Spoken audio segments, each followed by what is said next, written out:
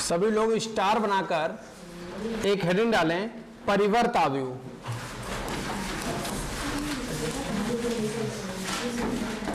परिवर्त आव्यूह।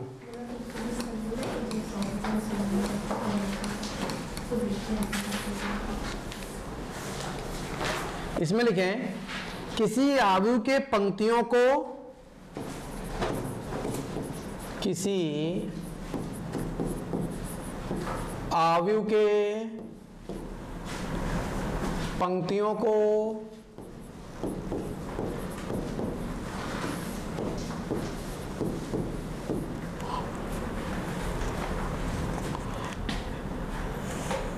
स्तंभों तथा स्तंभों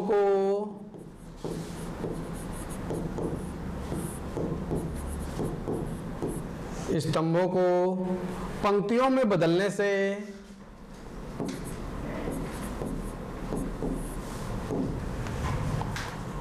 पंक्तियों में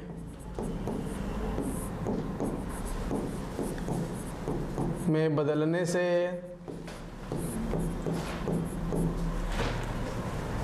प्राप्त आव्यूह को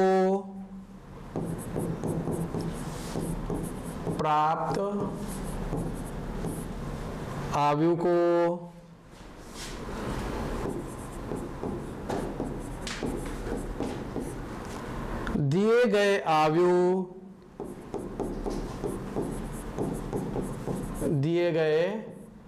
आव्यूह का परिवर्त आव्यूह कहते हैं, का परिवर्त आव्यूह कहते हैं।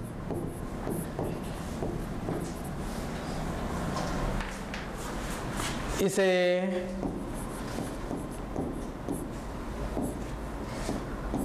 डैश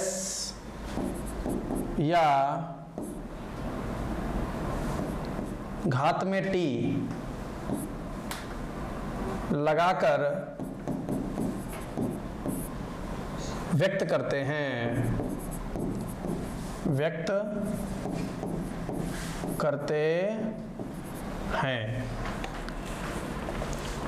जैसे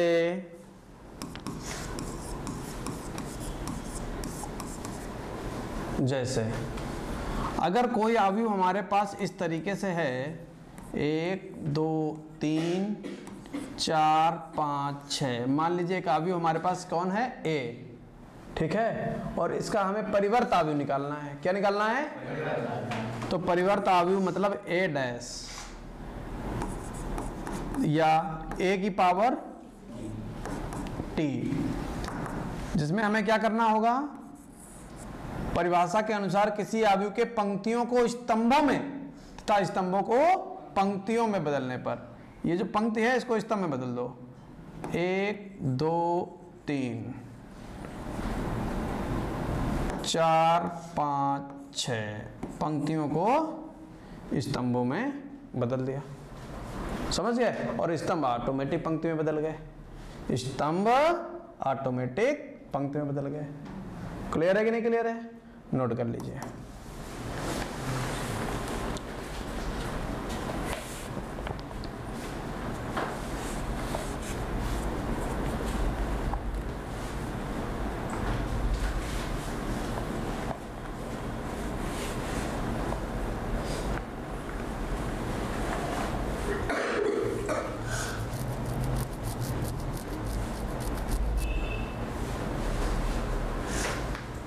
क्या? चलिए इस पर एग्जाम्पल कर लेते हैं। एग्जाम्पल नंबर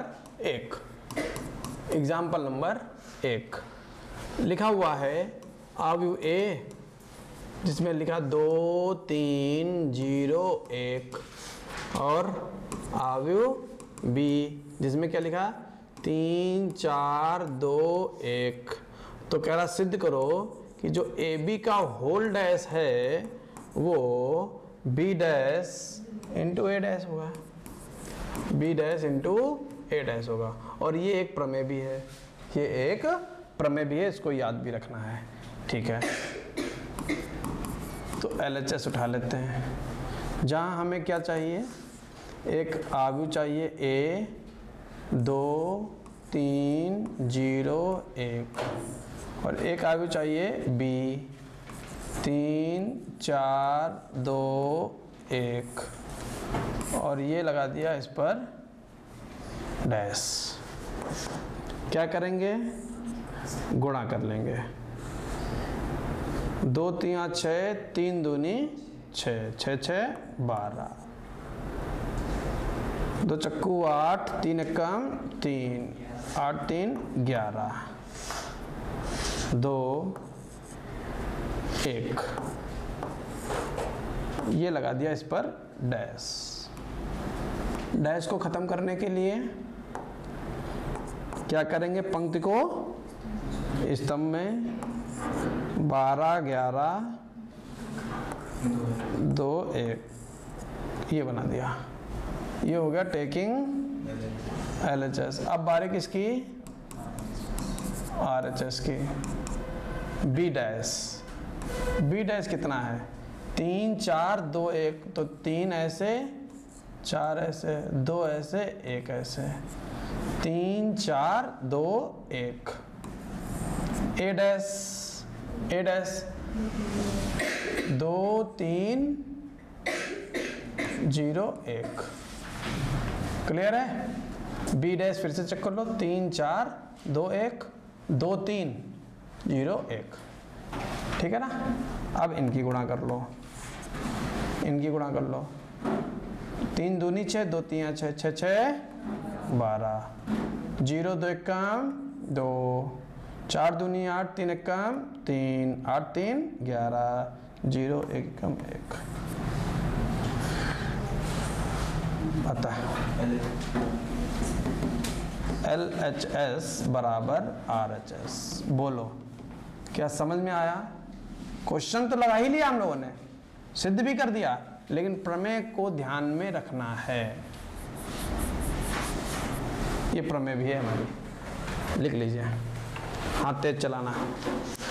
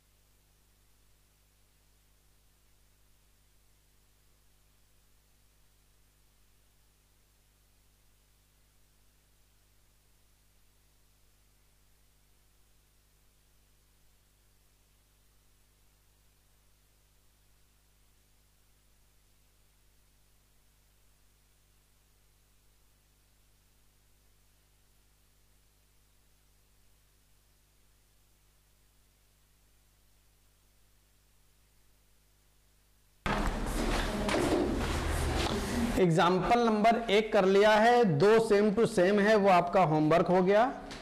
चलते हैं एग्जाम्पल नंबर 3 पर, उसको हम लोग देख लेते हैं। 4 आपका होमवर्क हो जाएगा, वो 3 के जैसा है। एक आव्यूह A दिया गया है, जिसमें लिखा हुआ है -2 4 5, और एक अवयव बी दिया गया है जिसमें लिखा हुआ है 1 3 -6। तो सत्यापित करना है कि ए बी का होल डैश बराबर बी डैश ए डैश। दिख रहा है हमको सब। टेकिंग LHS, जब LHS लेंगे तो हम ए लिखेंगे कितना, -2 4 5, बी कितना लिखेंगे 1 3 6 -6, और ये लगा दिया डैश। अब करेंगे दोनों अवयव की क्या, गुणा। तो जब दोनों अवयव की गुणा करेंगे तो पड़े की खड़े में -2, पड़े की खड़े में -6 +12 4 12 -24 5 15 -30। क्लियर है? और डैश लगा है, डैश लगा देंगे। अब करेंगे क्या, पंक्ति को स्तंभ में और स्तंभ को पंक्ति में, क्योंकि हमको डैश हटाना है। तो इस पंक्ति को स्तंभ में -2 -6 12 4 12 -24 5 15 -30। ये हो गया LHS। अब बारी किसकी आ गई, RHS। B dash, B dash तो ये है, लेकिन इसको हम काहे में लिख देंगे, पंक्ति को स्तंभ में 1 3 -6। फिर बारी किसकी आ गई, A डैश, -2 4 5। अब कर लेंगे गुणा। पड़े की खड़े में -2, पड़े की खड़े में 4, पड़े की खड़े में 5, पड़े की खड़े में -6 12 15 12 24 -30। देखो दोनों बराबर आ गए। अतः LHS बराबर RHS। अब एग्जाम्पल नंबर 4 जो है, एग्जाम्पल नंबर 2, एग्जाम्पल नंबर 4, वो आपका हो गया HW। जल्दी लिखो फटाफट, है ना।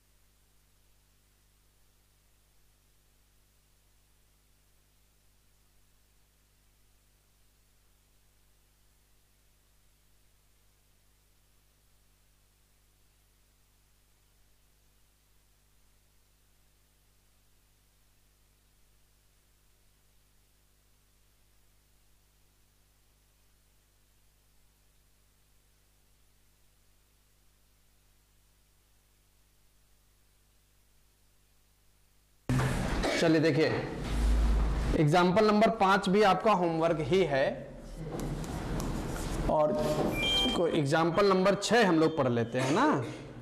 एग्जाम्पल नंबर 6 में हमको आव्यूह ए दिया गया है और आव्यूह बी दिया गया है। आव्यूह ए और आव्यूह बी दिया गया है, और जिसकी सहायता से निम्नलिखित चीजें सत्यापित करनी है। एग्जाम्पल नंबर 6, आव्यूह ए जो है वो है हमारे पास 3√3, बड़ा कटी नंबर दे दिया, 2 4 2 0, और आव्यूह बी क्या दिया गया है, 2 -1 2 1 2 4। सत्यापित क्या करना है? पहला पार्ट कह रहा ए डैश का जब डैश निकालोगे फिर से ए आ जाएगा। दूसरा कह रहा है ए प्लस बी को जोड़ोगे फिर उसका डैश निकालोगे तो ए डैश और बी डैश को जोड़कर प्राप्त कर सकते हो ना। तीसरा कह रहा है कि के की गुणा करो बी में, फिर उनका डैश निकालो तो k इंटू बी डैश प्राप्त हो जाएगा।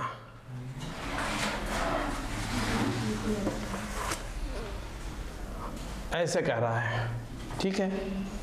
तो हम लोग क्या करेंगे, एक एक पार्ट हल कर लेंगे, बिल्कुल आसान है, बिल्कुल हलवा। पहला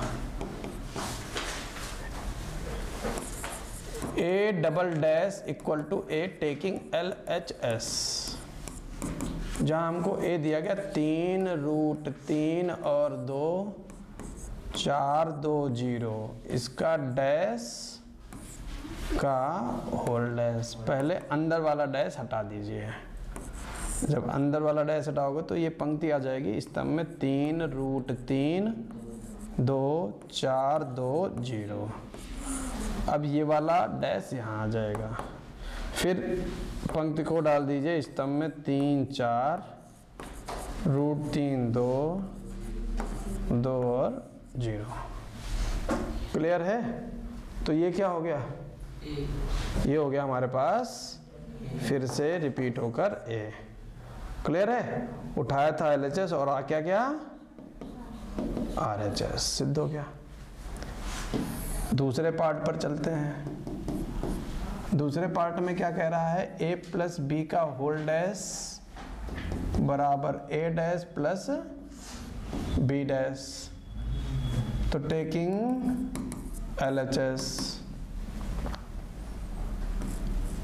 a लिखो, a कितना है 3√3 2 4 2 0, ये a हो गया, प्लस लगाओ b लिख दो 2 -1 2 1 2 4, और इनका ये लगा दिया हम लोगों ने डैश। डैश हटाएंगे बाद में, पहले दोनों को जोड़ेंगे 3 2 5 √3 -1 2 2 4 4 1 5 2 2 4, ये हो गया 4। क्लियर है?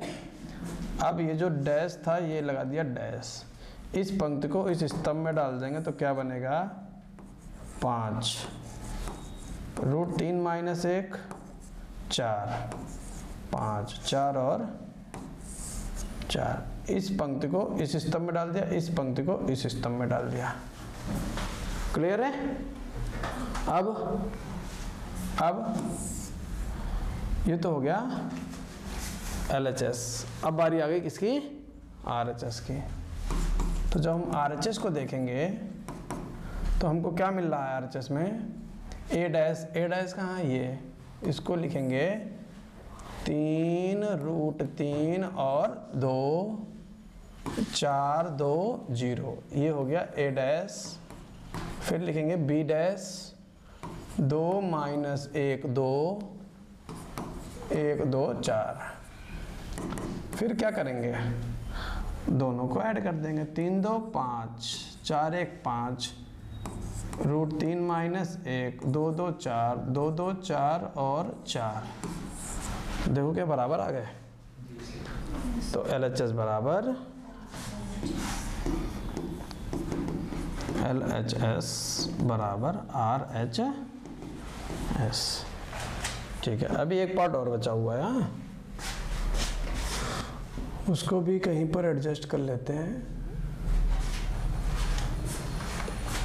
क्या कह रहा है, यहीं पर लगा लो।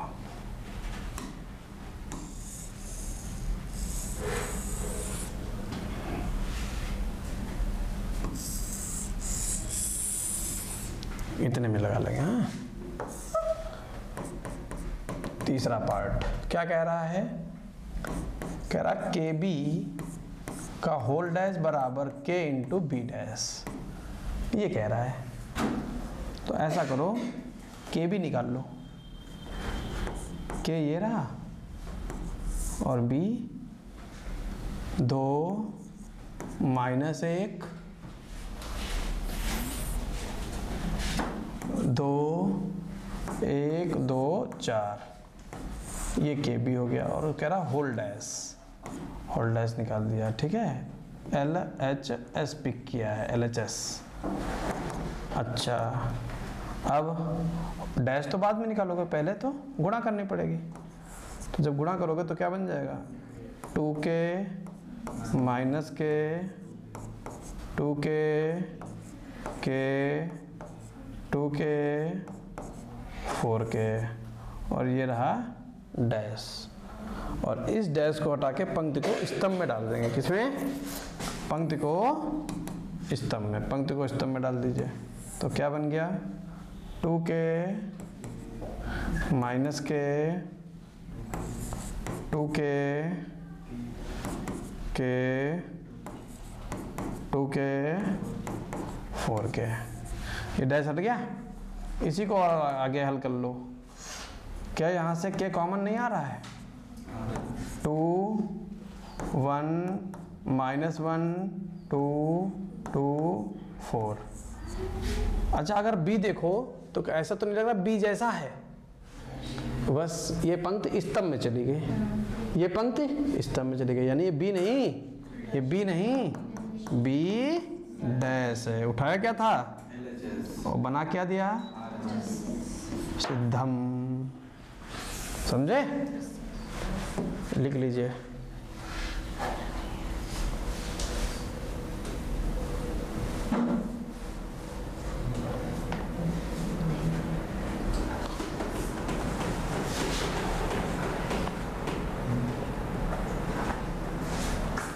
नोट कर लो।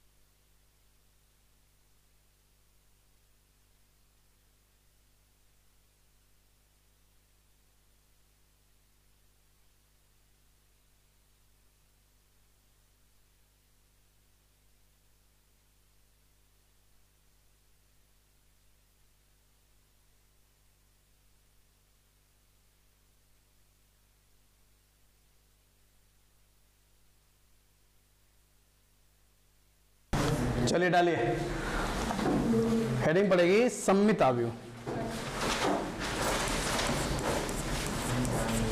सममित अवयव, सममित अवयव। इसमें थ्योरी ना लिखकर कॉन्सेप्ट लिख लो सीधे सीधे। यदि a dash equal to a,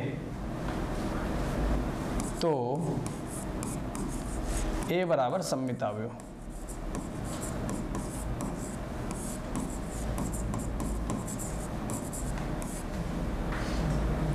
दूसरा लिखना है, लिख लो, भी बताते हैं।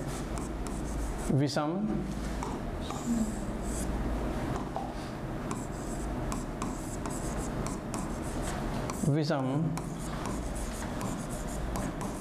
सममित अवयव।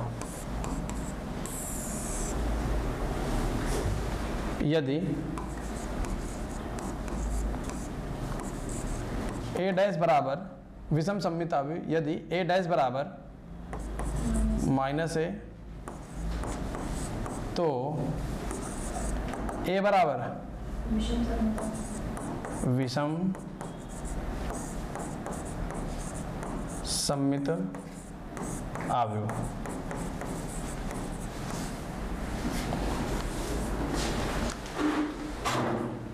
हो गया। यदि अगर हमारे पास एक अवयव a दिया गया है और हम उसका क्या निकालें, परिवर्त निकालें। क्या निकालें? अगर कोई अवयव a दिया गया है उसका हम क्या निकालें, परिवर्त निकालें, और पुनः वही अवयव मिल जाए, पुनः वही अवयव मिल जाए, तो ऐसे अवयव को हम लोग सममित अवयव कहते हैं। क्या कहते हैं? सममित अवयव कहते हैं। अब ये विषम सममित अवयव क्या है? अगर कोई अवयव दिया गया है और उसका हम परिवर्त निकाल रहे हैं, उसका हम क्या निकाल रहे हैं, और हमें वही अवयव ऋणात्मक प्राप्त हो जाए, वही अवयव ऋणात्मक प्राप्त हो जाए, यानी a तो प्राप्त हो लेकिन माइनस का सिंबल भी बाहर निकल रहा हो, तो ऐसे अवयव को हम क्या कह देते हैं, विषम सममित अवयव कहते हैं। समझ गए? और ये कॉन्सेप्ट इतना ज़्यादा इम्पोर्टेंट है, इतना ज़्यादा इम्पोर्टेंट है कि यहाँ से हर साल एग्जाम में क्वेश्चन बनता है। इस साल भी आया था, उससे पिछले साल भी आया था। समझ गए? नहीं समझ गए? ठीक है, अगला डालिए, अव्युत्क्रमणीय अवयव।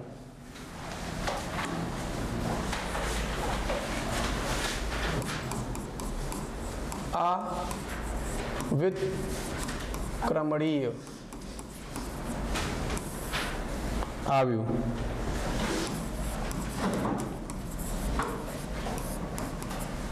अव्युत्क्रमणीय अवयव, जरा इसको लिखो फिर समझाते हैं क्या है।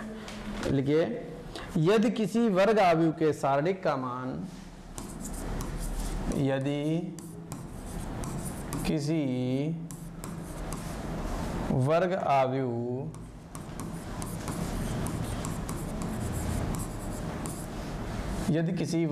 के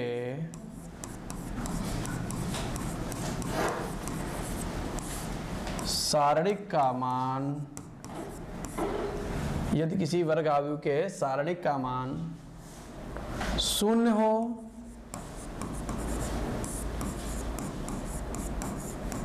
तो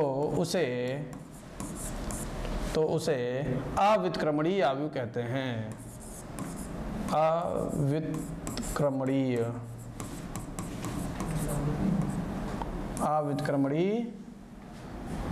अवयव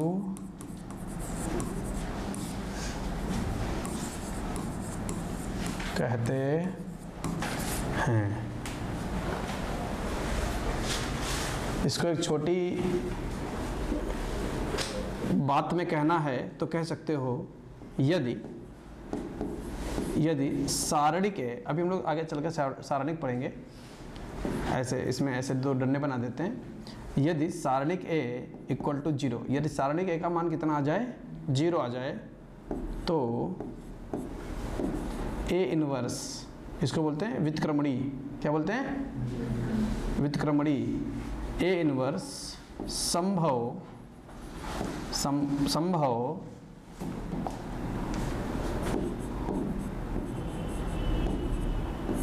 ए इनवर्स संभव नहीं है। और ए इनवर्स संभव नहीं है, ये होता है व्युत्क्रमणी, और संभव नहीं अव्युत्क्रमणी। नहीं समझ पाए? ए इनवर्स मतलब व्युत्क्रमणी, और हमने कह दिया व्युत्क्रमणी नहीं है, और जब व्युत्क्रमणी नहीं है तो कैसा है? अव्युत्क्रमणी है। नहीं समझ पाए? तुम ही लोग पूछ रहे हैं, समझ पाए? Yes sir. लिख लीजिए।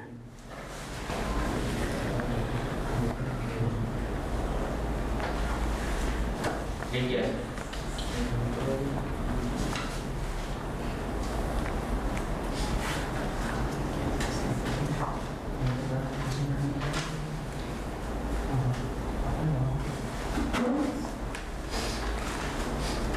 हो गया? अगला पॉइंट डालिए, अगला पॉइंट डालिए जिसमें लिखिए व्युत्क्रमणीय अवयव। व्युत्क्रमणीय अवयव, यदि किसी वर्ग अवयव के सारणी का मान 0 ना हो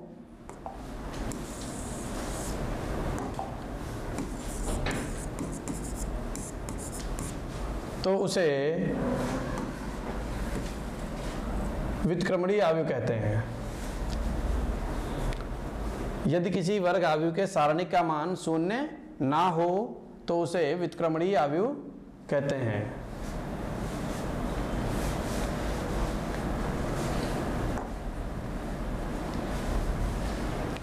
इसमें लिख लीजिए, यदि सारणिक ए नॉट इक्वल टू 0, यदि सारणिक ए नॉट इक्वल टू 0 तो ए इनवर्स संभव है।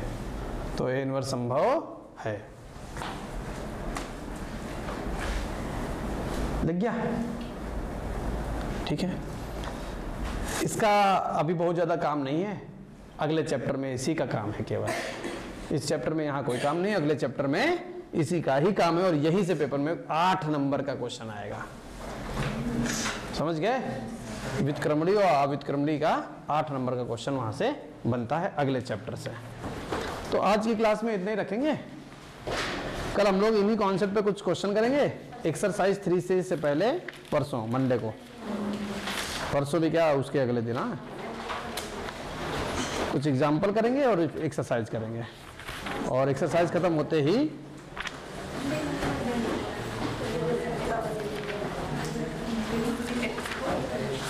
लगभग अभी समाप्त हो जाएगा, विविध बचेगी।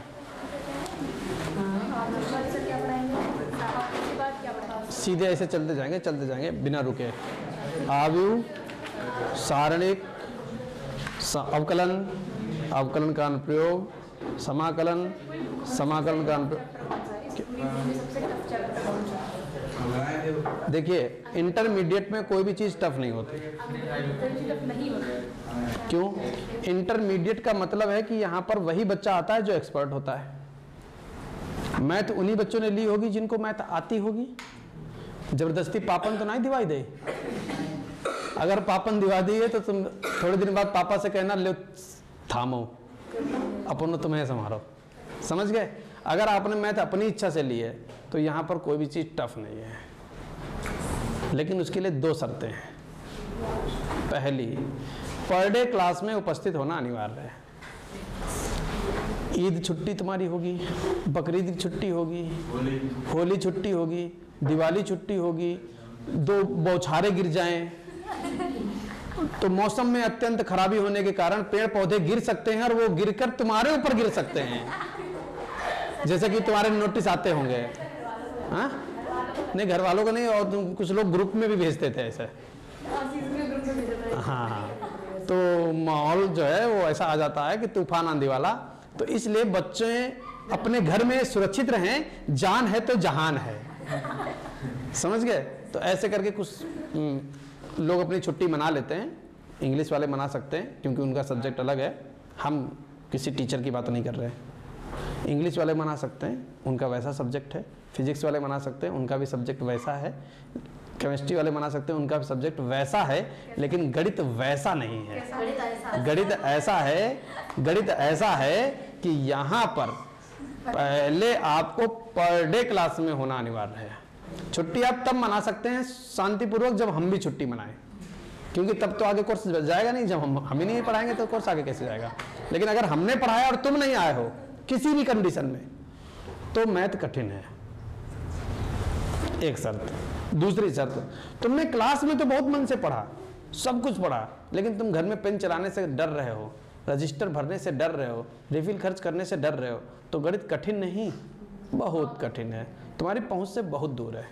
तुमको फील होगा कि अरे सब सरल था, सब बताया, सब समझ में आया, लेकिन जब टेस्ट होगा, जब सभी चैप्टरों का मिक्सर तुम्हारे पास तैयार होगा, तुमको कुछ नहीं आता होगा, कुछ भी एक रत्ती सा दाना नहीं आता होगा। फिर तुम कहोगे सर जी पढ़ा तो था, ये रिवाइज करा दो। अभी हम तुमसे क्या कह रहे हैं, पढ़ लो बेटा, काम कर लो।